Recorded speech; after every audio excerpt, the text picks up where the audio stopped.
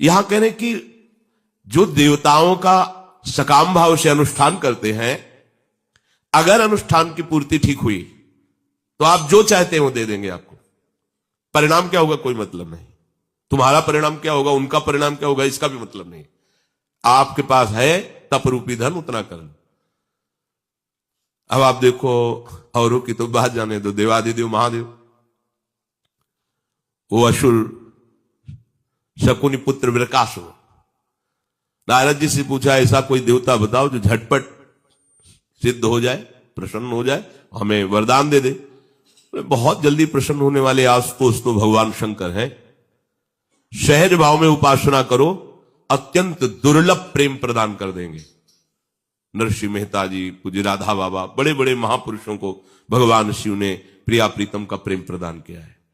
मंत्र के द्वारा जो चाह करोगे वो आशुतोष है। और ढरदानी से लेकर विचार नहीं करते, जा। उसने देखा कि प्रभु को प्रसन्न करना बड़ा कठिन है, तो अपने शरीर का मांस काटकर अग्नि में हवन करने लगा और भगवान शिव के मंत्र का उच्चारण। भगवान शिव प्रकट हुए और कहा, काहे भाई ऐसा कष्टप्रद कार्य कर रहे हो, हम तो एक अंजुलि जल में प्रसन्न हो जाते हैं, क्या चाहिए? बोले महाराज जिसके ऊपर हाथ रख दो वो भस्म हो जाए। अगर हरि से ऐसा मांगते तो डांट कर हरि अंतर ध्यान हो जाते हैं, जिसके ऊपर हाथ रख दो ऐसा। पर वो तो आशुतोष और डरदाली मगन रहते हैं हरि प्रेम में, दुनिया से मांग जाओ तथास्तु।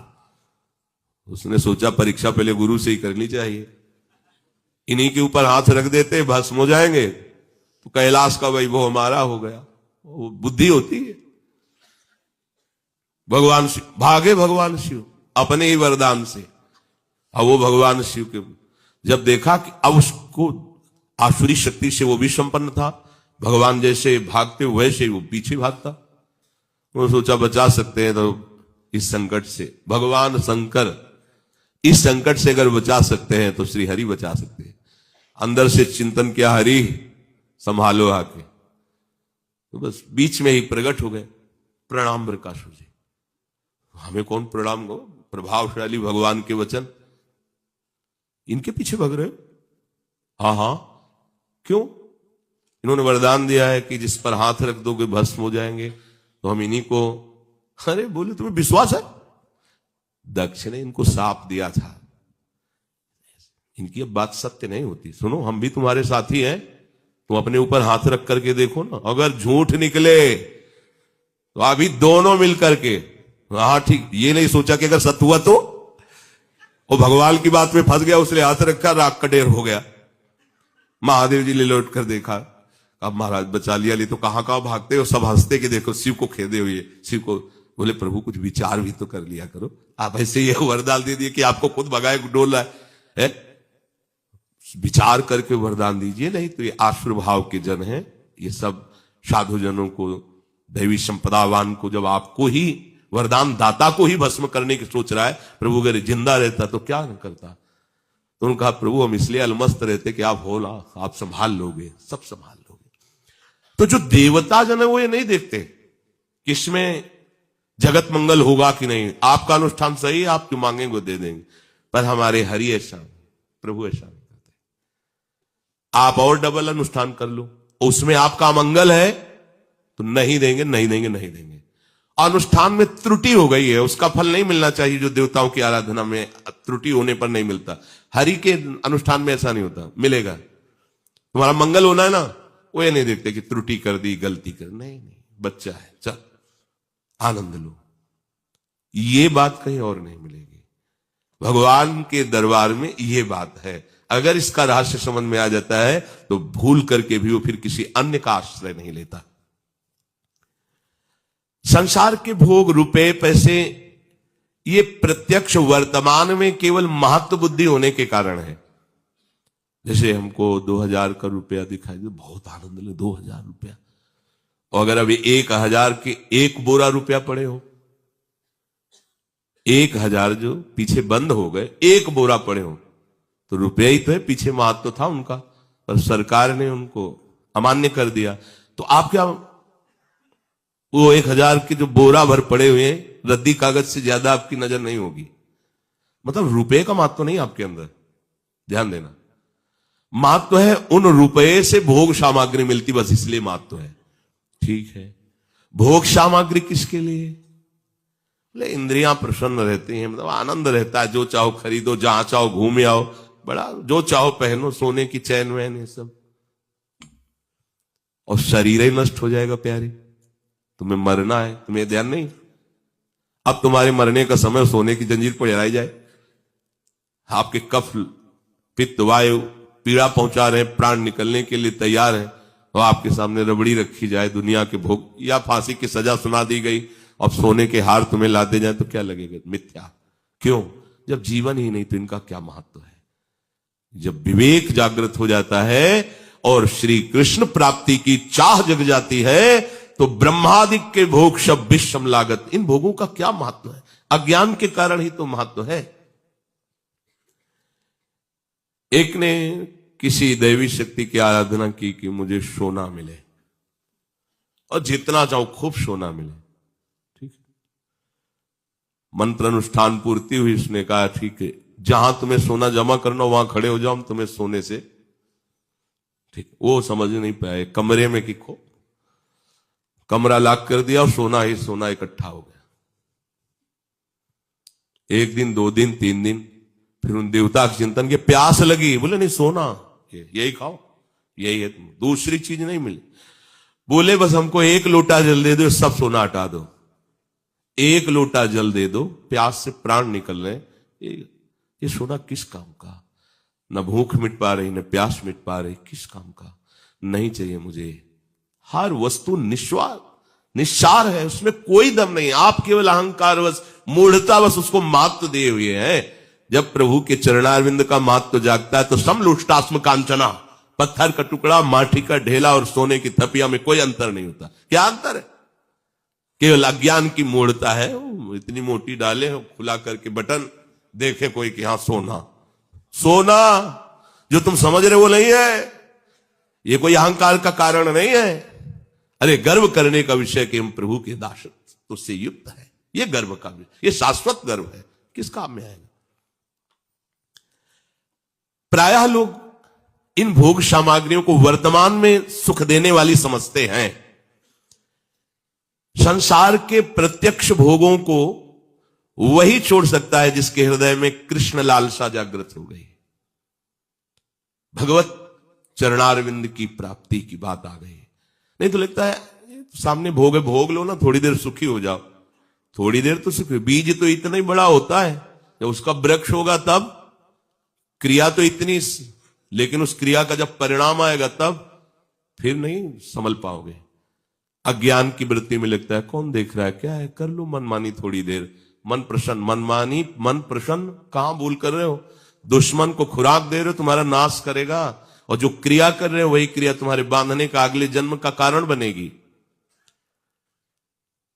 पर प्रभु के दरबार में यदि भोगों की भी मांग करे तो आनंद का अनुभव प्रभु करा देते हैं, भोगों की भी मांग करे। बहुत बार इसीलिए कहते हैं कि कोई भी कामना है तो प्रभु से कहो। बहुत सुंदर पत्नी मिले, ऐसी कामना करदम जी के हृदय में थी। उन्होंने किसी अन्य का आश्रय नहीं लिया, सुंदर पत्नी चाहिए, भगवान का आश्रय लिया। बड़ा भजन किया, भगवान प्रकट हुए, क्या चाहिए? उनका सुंदर पत्नी। भगवान के आंसू गिर पड़े, इतना कठिन भजन करने के बाद, मेरा साक्षात करने के बाद, सुंदरता की सीमा भगवान है, सुंदर पत्नी से वो बिंदु सरोवर बना भगवान की अश्रु का। ठीक है, आदि सम्राट महाराज मन की पुत्री श्री देहूति जी लेके आएंगे, आपको दे देंगे, परम सुंदर हो, और तुम्हारे कल्याण के लिए मैं स्वयं तुम्हारा पुत्र बनूंगा। मांगा नहीं, मांगा था सुंदर पत्नी, भगवान कपिल देव जी के रूप में आकर के दिव्य सांख्य योग का उपदेश करके उनको मोक्ष पद पे विराजमान किया। यह है भगवान के दरबार की मांग। जो चाहे, जो चाहे, प्रभु सबके दाता है, बस हृदय में बैठा ले कि केवल प्रभु से मांगना है, तो प्रभु से उदार कहते हैं। भक्त की लौकिक पारलौकिक कामना की पूर्ति करके भगवान उसकी इस बात पर नहीं देखते, जिसने मेरा भजन करके लौकिक वस्तु मांगी मैंने दे दिया फुर्सत हो गई, नहीं, वो नहीं जानता। पर हम तो जानते हैं ना कि जो वस्तु दी है वो नाशवान है। तो मेरा आश्रय मेरा भजन नाशवान नहीं है, क्या उसका फल इतना ही होता है? नहीं, तो मैं उसे परम गति प्रदान करता हूं, अपनी तरफ से परम गति प्रदान करते हैं और उसकी मांगी हुई वस्तु प्रदान कर देते हैं। गोस्वामी जी कह रहे हैं, प्रभु आपकी कृपा से आपके दरबार में आ गया हूं, जैसे तिनका हवा के संयोग से कहीं बड़े स्थान में पड़ जाए, ऐसे अपने लोगों के ऊपर कृपा हो गई। नहीं, इस प्रपंच संसार की दलदल से निकल पाना अपने बस की बात नहीं थी, निकाल दिया। अगर संसार से भागे भी तो शरीराभिमान में फंसा हुआ जीव निकल नहीं पाता, प्रभु ही निकालते हैं। प्रभु आपकी कृपा से आपके दरबार तक आ गया, यही सरावत अति कठिनाई, राम कृपा बिनु आई न जाए। गृह कारज दुर्गम जंजाला, ते अति दुर्गम शैल विशाला। ये बड़े बड़े पहाड़ हैं मोह के, काम के, क्रोध के, लोभ के, मद के, इनको पार करके गृहस्थी की बेड़ियों को काट करके इनके दरबार तक कोई आ पावे, बहुत कठिन बात है। बिना इनकी कृपा की इनके दरबार तक नहीं आया जाता। आने का तात्पर्य है अन्य आश्रय त्याग कर भगवद आश्रित होना। अब जब आपके दरबार में आ गया तो किसी और के आगे हाथ फैलाऊं तो आपकी भी बात आ गई। प्रभु देखो, भक्त कितने प्रवीण होते हैं। प्रभु अपनी माया से सबको फंसाए, प्रभु प्रदत्त विवेक से, ज्ञान से प्रभु को फंसा लेते हैं। आपकी कृपा से आपके दरबार में आ गया। अब आपके दरबार में आने के बाद किसी और की तरफ हाथ फैलाना पड़े तो इसमें आपकी भी है, मतलब समझो आप, हमारे सर्वलोक महेश्वर प्रभु के दरबार में आने के बाद फिर किसी और के आगे हाथ फैलाना पड़े तो बोले उसने दिया क्या है इतना बड़ा था, तुम्हारे अंदर अभी कुछ कमी रह गई, मांगना पड़ा। तो इतने बड़े से मांगने के बाद फिर प्रभु, मुझे तो नहीं लगता कि आपके दरबार में आने के बाद किसी के आगे हाथ फैलाना पड़ेगा। पहले ही बात है कि ऐसा दीजिए कि फिर और चाह ना रह जाए, क्योंकि आपके दरबार की ही है। आपके दरबार की आली निराली शान ये देखी, सखावत खुद तेरी गलियों में भटकते देखा। यहां सुख मारा घूम रहा है, क्योंकि सुख सिंधु का दरबार है। यहां का तात्पर्य भगवद आश्रय में। फैलाया हाथ जिसने तेरे दरबार में आकर, तुझे देते नहीं देखा मगर झोली भरी। सुदामा जी जब वापस हो रहे थे तो कह रहे थे बड़े कृपालु हैं, एक सोने की गिन्नी भी नहीं दी है कि ये भिक्षुक कहीं सुविधा में आकर के हमारा विस्मरण न कर दे। मेरे कृष्ण कितने कृपाल हो, डूबते चले जाए।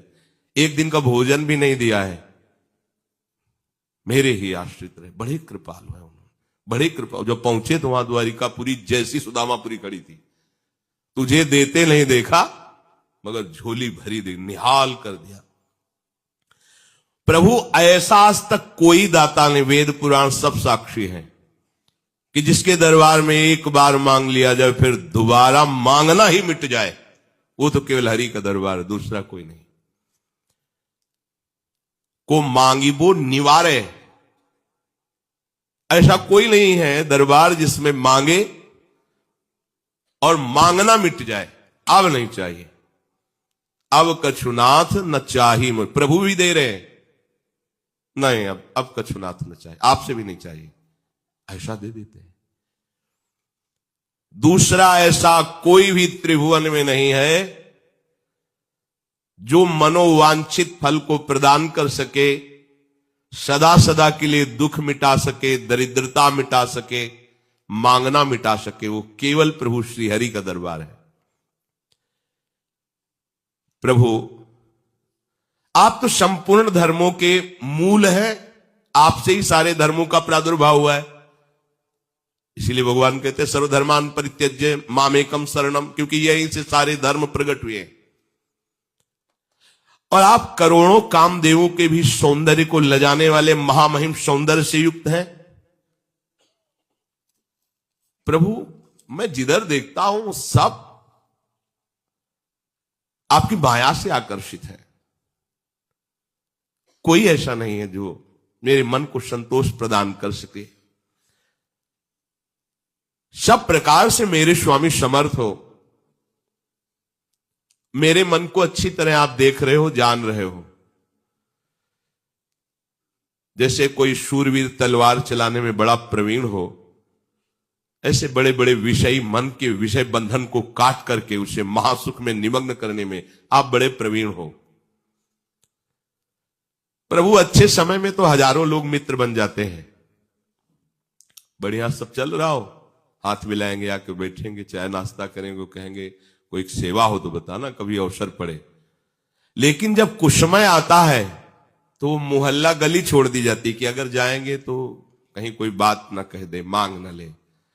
लेकिन कुसमय में जो निहाल कर दे वो एक ही दरबार है आपका। क्योंकि अपना बच्चा घर कभी भी वापस आवे उसको तो वैसे ही प्यार मिलेगा। ये संसार अपना नहीं है, श्री हरि अपने हैं। जब मुड़ करके देखोगे तो वैसे ही तुम्हें प्यार मिलेगा। तुम्हारे आचरणों से तुम्हारा तिरस्कार नहीं किया जाएगा। ये दरबार ऐसा है, तुम्हारे आचरणों से तुम्हारा तिरस्कार निकल बाहर। यहां से आज तक पूरा इतिहास साक्षी है, कहीं भी ऐसा शब्द नहीं आया कि जो भगवान के आश्रय के लिए चला हो, वो चाहे वैश्यागामी, क्रूर, पापी, बड़ा हिंसक, महत अपराधी हो, इस दरबार में उसको गले लगाया गया है। ये हरि का दरबार। इसलिए बड़े बड़े पातकियों को भी महान परमहंसों की स्थिति प्राप्त होती है। यहां यही बात समझ में आ जाए बस। भगवद आश्रित कैसा है ये कभी प्रभु ने नहीं देखा। अपने आश्रित को निहाल कर दिया है। यहां सदा गले लगाया गया है, कोई कैसा भी हो, कैसा भी। महापतित को भी पावन किया गया है।